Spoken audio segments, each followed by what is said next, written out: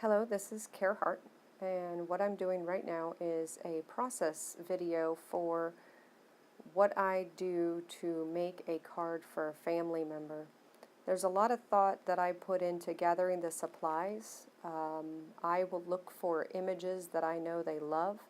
For instance, my daughter is receiving this card and she loves butterflies. So I'm creating something that's going to go on the inside of the card for her, and I can write on the top and bottom half, and there's lots of writing space here.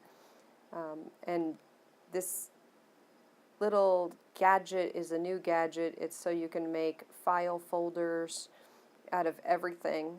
In fact, I purchased it so I can make tag toppers of every size because I make a lot of tags. But figured I would try it for the first time today using that. So you saw me make a little mistake, but it was no big deal, and went right through. What I'm doing here is just simply getting it down almost to size, making sure that it's a little bit bigger than I need. That way when I attach it on the inside, I won't have gluey fingers from that excess bit when I cut it off. When I'm making a card for a person that I know is likely to keep the card, what I'll do is I'll use a glue stick for most of the card, because the glue stick will last for years and years. As long as you don't lightly put it on, you put plenty of glue on. I've found that some of the double-sided stick tape that I've used over the years just doesn't hold up as well as the measly old cheapy glue sticks. Okay, all I'm doing is making sure that it's perfectly cut to the card size, and then I'm on to the front of the card.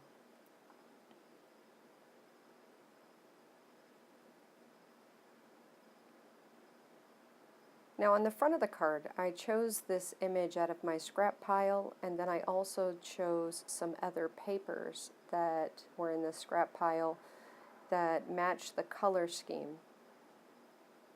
I haven't used these papers in years, but I just reorganized my craft supplies and ran across them.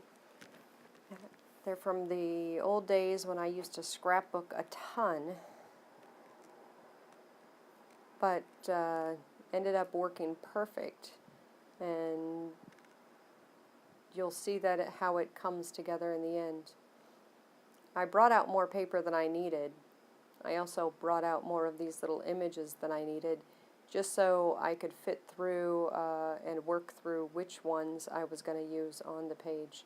And what you'll see me doing is just deciding which ones I prefer. I may or may not use them all, and that's okay.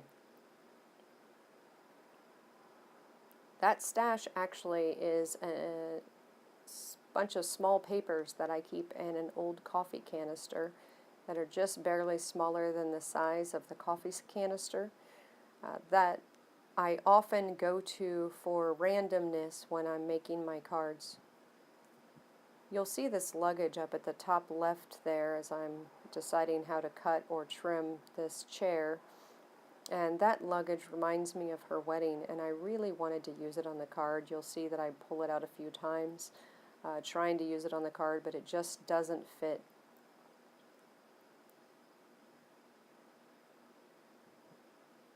My daughter and I love having a cup of tea together.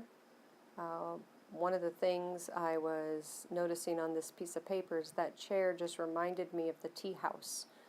And so I'm hoping she gets the little meaning of the chair and the tea house when she sees it, because the tea house had so much meaning for both of us. Now you'll see that I'm constantly measuring twice and then cutting once, especially with this particular blade, because this is the last blade I have that has the squiggly lines like this. I originally bought it when we were quilting together and thought it was good to pull it back out because I also enjoyed that little time that we were quilting together. So sometimes when I'm making the cards, I do a few things for myself in the process, just thinking about the person and how much fun that I had in different instances with them. Now the particular size I'm cutting this chair is going to be smaller than the main page that I'm going to be putting as my card backer. And the reason I'm doing that is because I want to keep that chair on top and don't want that image to just cover up everything. I liked how the stripes were such a contrast, and so I want to make sure that this striped paper is the background, so the background is a lovely contrast to the softer tones on the inside. And when I say softer, I mean not so much the palette, but the harsh lines versus the watercolor effects on some of the other things I'm using.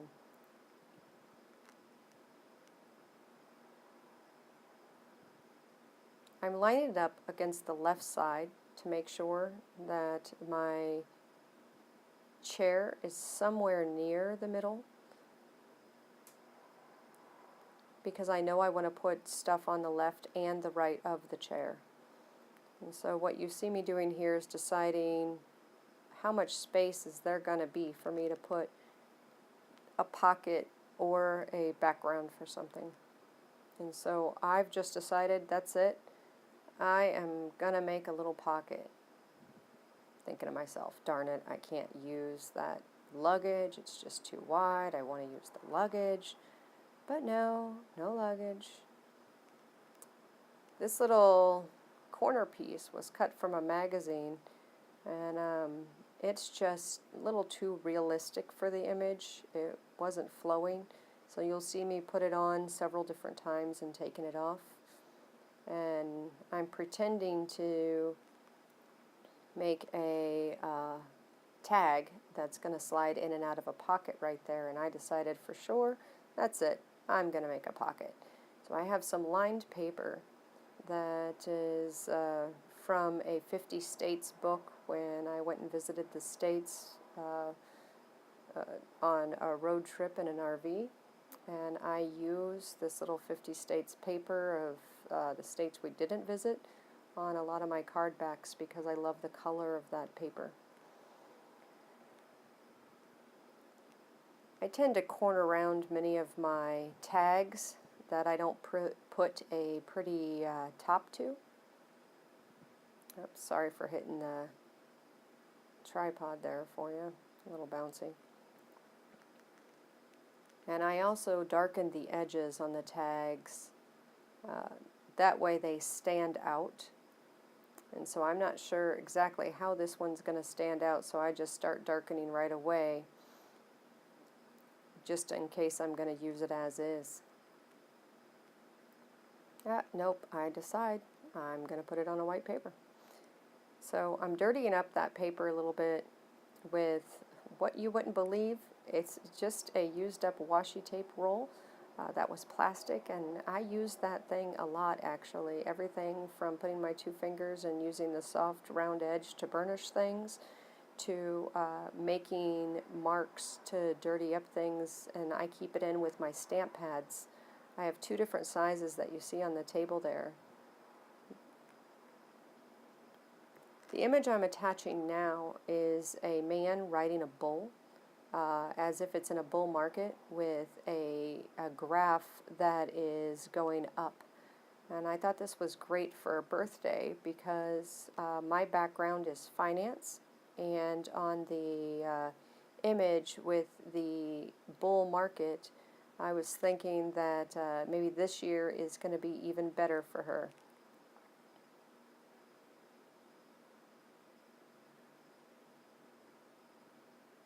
Attaching this little guy was a bit of a hassle,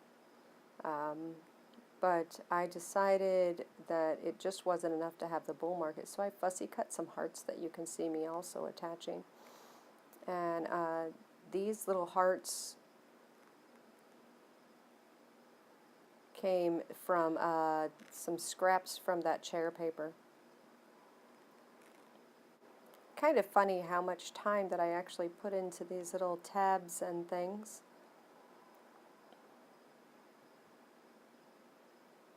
I keep calling it tabs, these little tags and things. But I just want them to be as beautiful as the big picture. So I'm laying it out there trying to see, can I please make this landscape, and it's just not working. But that's okay.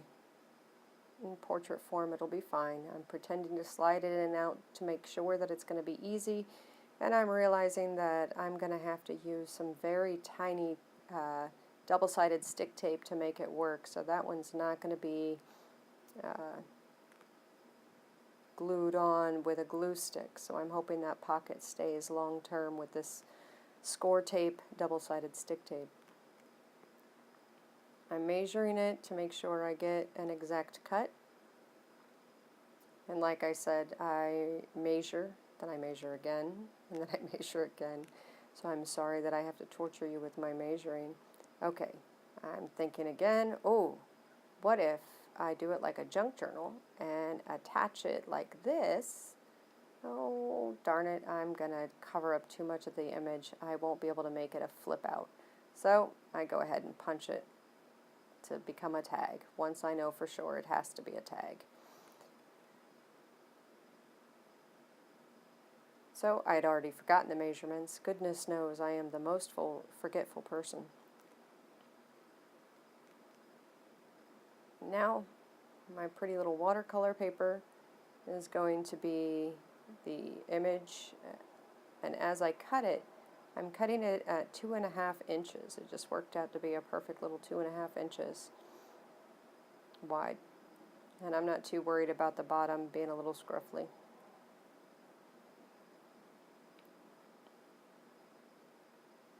Now I don't know exactly how far down on the card it needs to be, so I slide it down just a little bit to see where it needs to be in order for me to have a good tab.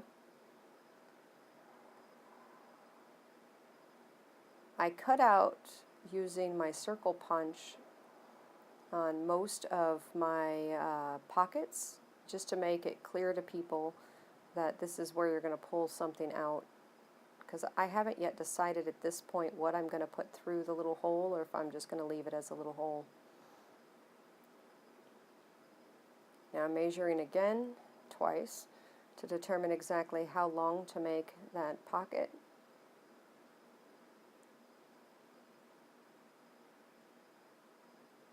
And you'll see I made it 2.25 inches long.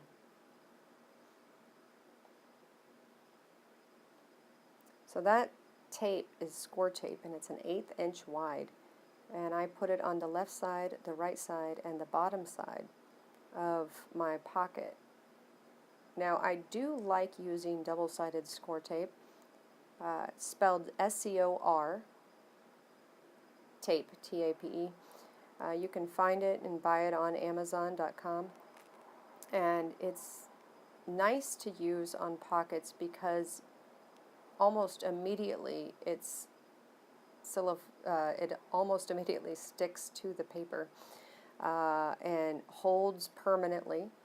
When you attach it, it doesn't slide around. So when you attach it, you're going to do that once. If you go to pull it up, most of the time it's going to tear your paper. But I like it because as soon as you attach it, you can go ahead and slide your tag in right away. There's no drying time.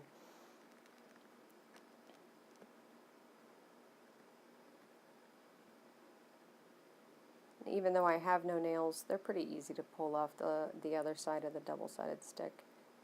But look at that, I even got to keep all 4 of the chair legs, and displayed there, it's immediately dry. And it doesn't stick to your tag once you put the tag in. I'm still trying to figure out how in the world am I going to use this corner. Like I said, I end up not using the corner at all. But I definitely love that flower. I've decided for sure this flower is going on here. Now I'm feeling like the card is coming together, and I am ready to just go ahead and decide the last couple of elements to the card. I do like that magazine cutout of just the orange dots that you see on the top left there, and I will be using that for sure. What I'm doing now is just, and I'm the worst stamper in the world, I'm just using a Tim Holtz stamp that simply says happy birthday. This stamp is done in black ink, and I am the worst stamper. I rocked it, so I got a little black mark on it, and I decide I'm going to super fussy cut instead of do the square cut around the happy birthday. And so even though I'm double speed here, I am a slow fussy cutter.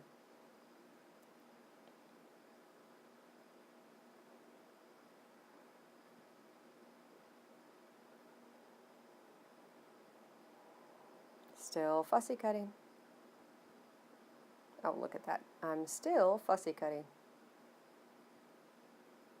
At least it's 2 words now, and I'm almost done with the fussy cutting. So for those of you who ever get any of my cards and it has fussy cutting, know that that took me a ridiculous amount of time for the itty bitty bits of fussy cutting.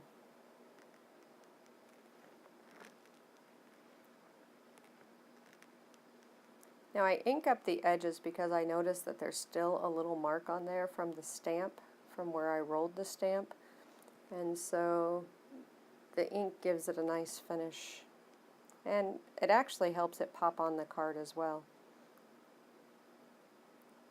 And you can't see from a distance, but it does say happy birthday. I've decided I'm not going to use this tab as the full tab on both sides because you only see one side of this anyway. And so it finally found its home on the top left of the card here. And this is a trick that I use often. If it's really small, I'll keep the glue upright and rub the small image on the top of the glue to make sure every little piece and edge is covered. It does get a dabble of glue on my fingers sometimes, but that's okay. So on a small little word like this, I would run it just stripped down on the glue top, as you can see there, and get it going. Now I'm feeling pretty good. On a card made out of scraps, my daughter's getting a chair from the tea house, lace because I know she loves it so much. She even wore such a gorgeous lace wedding dress on her wedding a few years back. On the inside of the card it has a butterfly and a little bit of mom with the finance background in the bull market on the little tab that she can pull out.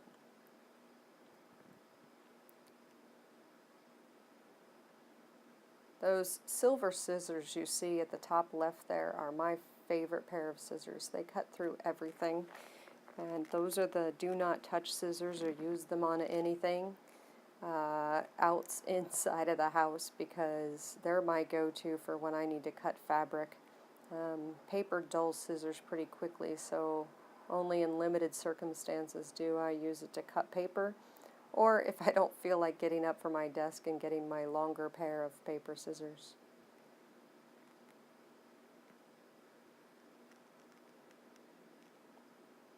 I like this bit of shiny washi and thought it would be nice to add it to this tag.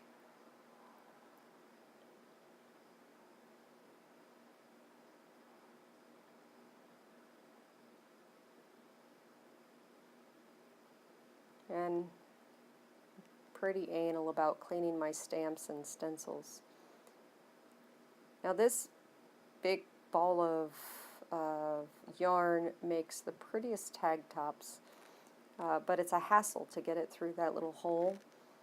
I don't know what I was thinking about putting another piece of thread through, which I normally use in my tag tops, but I do love that thick yarn in the tag tops. Sorry for all my verbal typos, but I'm only going to do this voiceover in one take, and you get what you get in this one.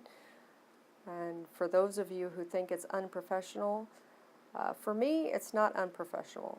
It's letting you get to know me a little bit in my fully natural state. And that's why, even though I'm doing these voiceovers and I'm doing these videos, they're not perfect. I left my imperfections in.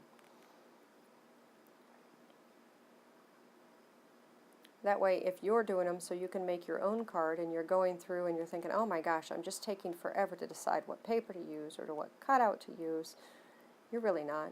I think a lot of us are in the same boat, and if you do it super quickly, that's awesome for you.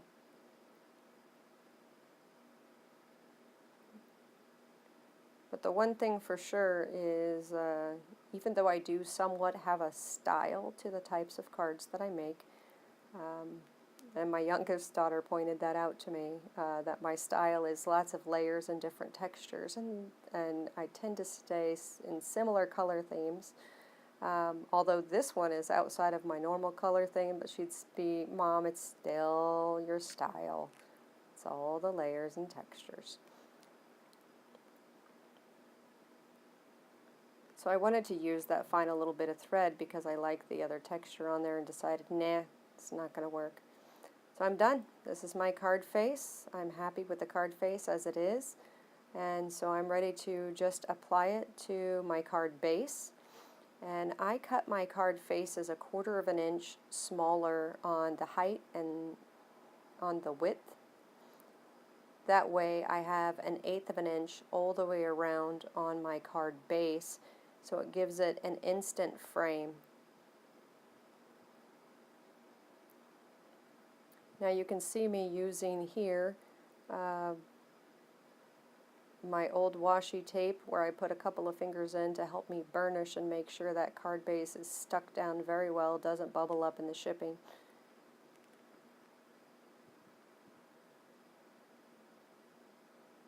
And I try one more time to get that suitcase maybe as a background there, and it just wasn't going to fly. But that's okay. It is what it is. And I'm also double checking every edge that it's glued down well. And here in a bit, I'm going to give you a close-up of the card face and my little tag. Okay, after I glue this last little bit down.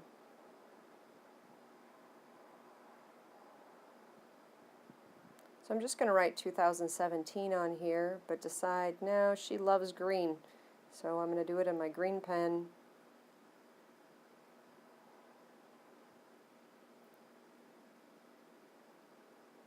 And it is what it is. It's just about done. Oh, no, it's not done. I open it up. Look at that. It's a little too clean for me, so I muddy it up with the outside of my washi tape.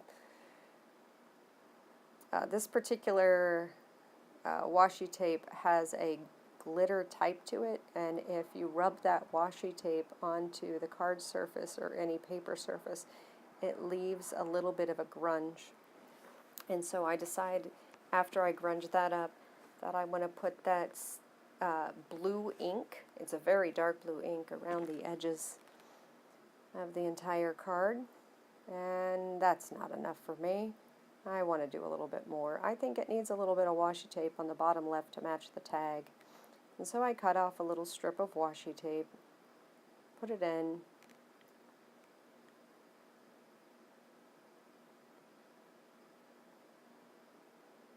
now I have a little bit of shiny. I like shiny. I feel like a cartoon character that goes, ooh, shiny, everything stops me in my tracks. So because I enjoyed quilting with her, and because I just enjoy making these little stitch marks on my papers, I decided to put the stitch marks on this particular inside of the card.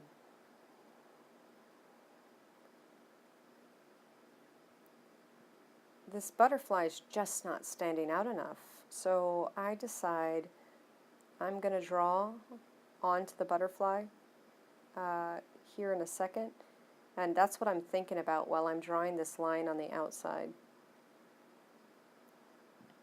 So I have a couple of oopsies in drawing this butterfly, but in the end I think it turns out okay, and I wish I could speed up this part of the video for you even faster than 2 times, but I'm editing in iMovie right now using my iPad, and it only goes up to 2 times speed. And so you're just going to have to go grab a quick drink or something while I'm drawing this butterfly, or you can just brain buzz for a second while watching me doodle over the top of it.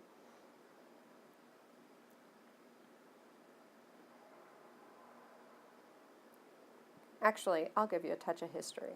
So my grandmother and her butterflies. When I think about her, I always picture her wearing a butterfly brooch or butterfly earrings or butterfly something. And she was an absolutely fascinating individual. She was a feisty lady, and when I think about her and tea or her and butterflies, she always just made time, and she always was just the most, I'm not sure the perfect way to put it, but she would give you honesty with balance. And so every time I see a butterfly, even though it's such an image that's used for art because people find butterflies beautiful, I find my grandmother is beautiful. So I often use butterflies in my art. That makes it a little bit different for me. It's coming out okay, and I'm happy I didn't smudge it. I was worried about that quite a bit as I was doodling the butterfly on, and then here we go. That's good enough. Now, as I'm putting these last few touches on, I really want to thank you for watching the entire video with me, and appreciate if you choose to subscribe, like the video, and I have many different types of crafts that I do. I tend to stick with the paper crafts, junk journaling, card making, etc. But I'm going to show you really quick some close-ups in regular speed. This is a close-up of the card.